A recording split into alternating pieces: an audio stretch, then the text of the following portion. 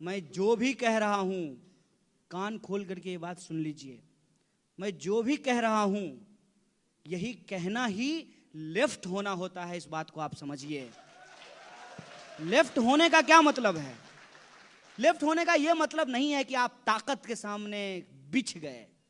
आजकल लोग सत्ता के सामने खड़े नहीं हैं, पांव में लेट गए हैं।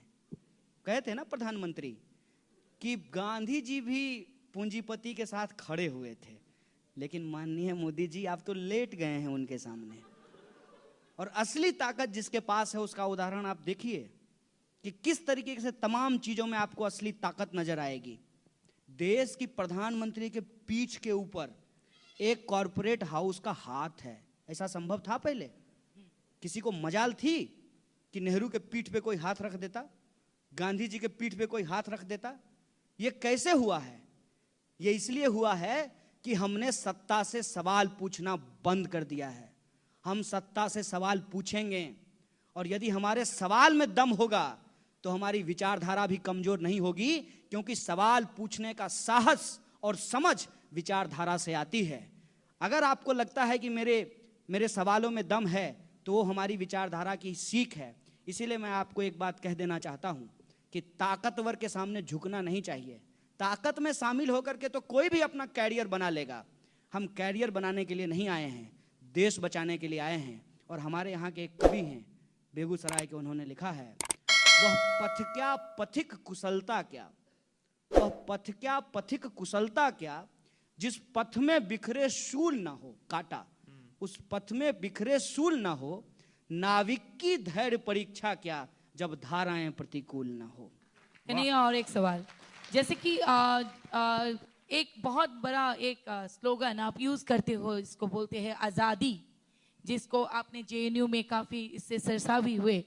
तो आपको एक्चुअली आज़ादी किससे चाहिए? क्योंकि ये बहुत ही बड़ा ये है कि कल मैंने फेसबुक में देखा, मेरे को भी बहुत ज्यादा ट्रोल किया जा रहा है कि आपने टुकड़े टुकड़े गैंग को बुला के अपने आप को टुकड़े टुकड़े गैंग पे शामिल हो गए।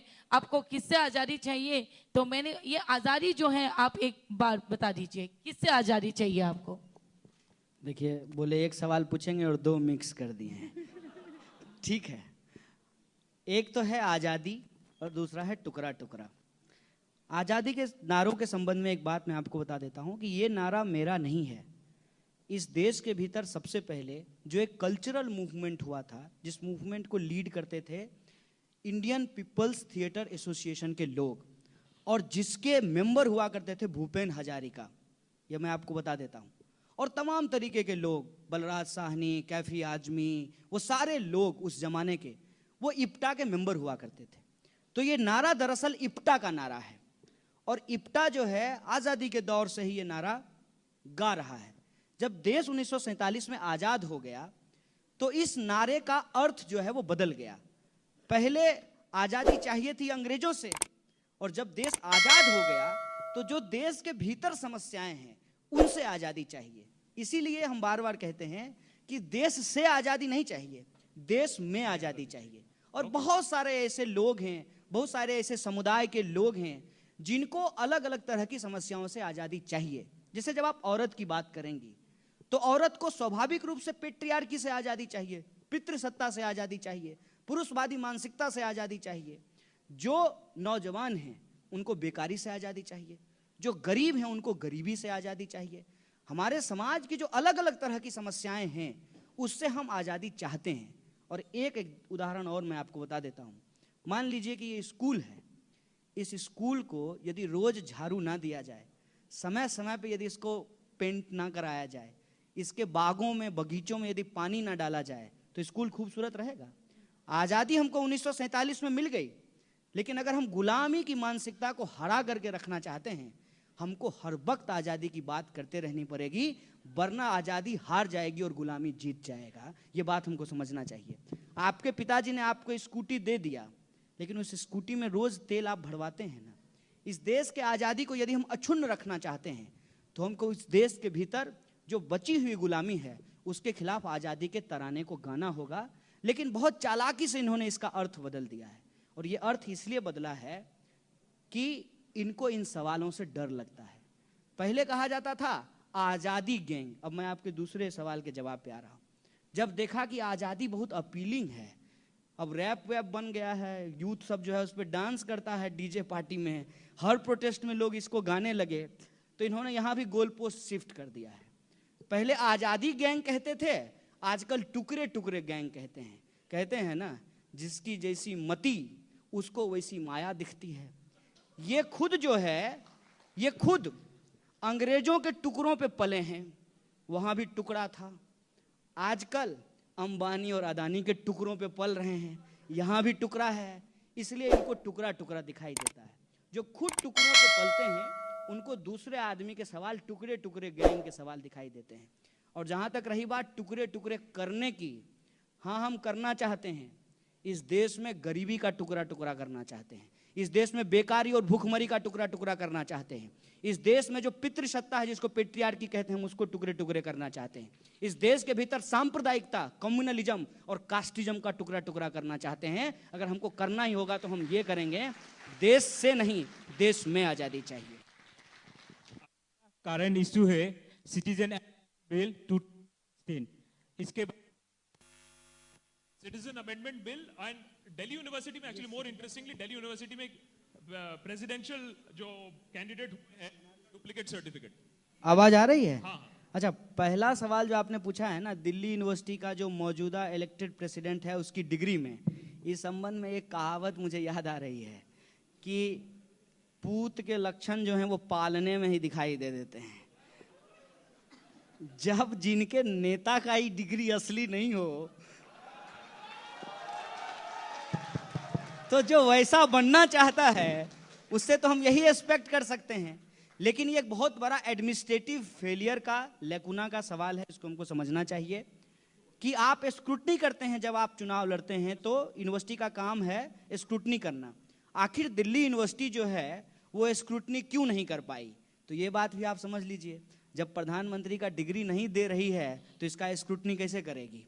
ये सब खेल है, सब गोलमाल है, इसको आप समझ लीजिए। और दूसरा जो आप सवाल पूछ रहे हैं सिटीजनशिप के बारे में, मैं ईमानदारी से स्वीकार कर लेता हूँ, ठीक है। टिपिकल नेता की तरह हर बात पे जो है झूठ बोलना जरूरी नहीं है। मुझे इस सवाल का जवाब बिल्कुल नहीं पता है, लेकिन इस सवाल से इतर मैं एक बात आपको कह देता हूँ, आप इससे सहमत और असहमत हो सकते हैं।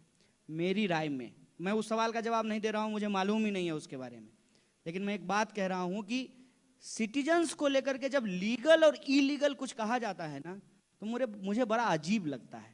इसलिए लगता है कि ये लीगल और इलीगल जो है हम मानवों की बनाई हुई चीज है। नेचर की नज़र में कोई लीगल और इलीगल नहीं होता है, सब इंसान होते हैं, यही ह्यूमन राइट का बेसिस होता है। पूछा जाता है सबसे, तो सर वो नेशनलिज्म और जो आज़ादी के समय में नेशनलिज्म थी, वो दोनों में क्या फ़र्क है आपके हिसाब से? और एक लोकतंत्र में क्या किसी को भी हक होना चाहिए किसी की नेशनलिज्म पे संदेह करने का, या पूछने का, या दिखाने का कि तुम्हारे पास कितना नेशनलिज्म है, हमसे ज़्यादा है या हमसे कम है? पहले का नेशनलिज्म और 2014 के बाद वाला नेशनलिज्म क्या फर्क है? क्विकली देखिए, 2014 के बाद जो ये नेशनलिज्म का लोगों का टेस्ट किया जा रहा है, ये तो मुझे कई बार लगता है कि लॉयल्टी टेस्ट टाइप का कोई चीज़ है। माने क्या है नेशनलिज्म? नेशनलिज्म कोई बुखार है क्या कि आप थर्मामीटर लगा करके चेक कर लेंगे कि 102 डिग्री है, नहीं 98 डिग्री है? ये मैं बार बार कह रहा हूं कि ये पूरा का पूरा अटेम्प्ट ही इसलिए है ताकि इस देश के लोगों के असली सवाल को गुमराह कर दिया जाए। नेशनलिज्म होता है, और मैं नेशनलिज्म के संबंध में एक बात कह देता हूं। फॉर मी बीइंग नेशनलिस्ट, मुझे अगर कोई कहे कि आप नेशनलिस्ट हैं तो मैं उससे हाथ जोड़ करके कहूंगा कि मुझे पेट्रियाटिक बोलो, मुझे ये शब्द ज़्यादा पसंद है। मैं ये बात इसलिए कह रहा हूं कि ये कॉन्स्टिट्यूशनल जो अंडरस्टैंडिंग है उससे मैं ये बात बोलता हूं। इस देश के संविधान का पहला आर्टिकल, कॉन्स्टिट्यूशन का फर्स्ट आर्टिकल क्या कहता है कि भारत राज्यों का संघ है, India is the union of states. उसमें तो नहीं कहा गया कि इंडिया इज ए नेशन। ये जो कॉन्सेप्ट है भारत में नेशनलिज्म का और यूरोप में जो नेशनलिज्म का कॉन्सेप्ट है, इसमें भारी अंतर है। भारत के भीतर अलग अलग तरीके की नेशनैलिटीज हैं, और इसीलिए आप देखेंगे कि आसाम में लोगों का अलग झंडा होगा तो वो तिरंगा भी फहराएंगे और आसाम का भी अपना झंडा फहराएंगे। कर्नाटक में भी ऐसा होता है। हमारी जो है बोली भी अलग अलग होती है।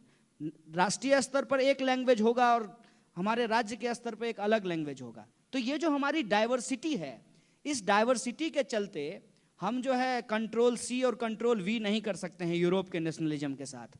हमारा नेशनलिज्म जो है बिल्कुल अलग है, और यही जो हमारी डाइवर्सिटी है, हमारा जो नेशनलिज्म का डिस्कोर्स इतना डाइवर्स है, उसको श्रिंक करने के लिए, उसको छोटा करने के लिए और हमारे ऊपर वननेस थोपने के लिए इस तरीके का बाइनरी क्रिएट किया जा रहा है।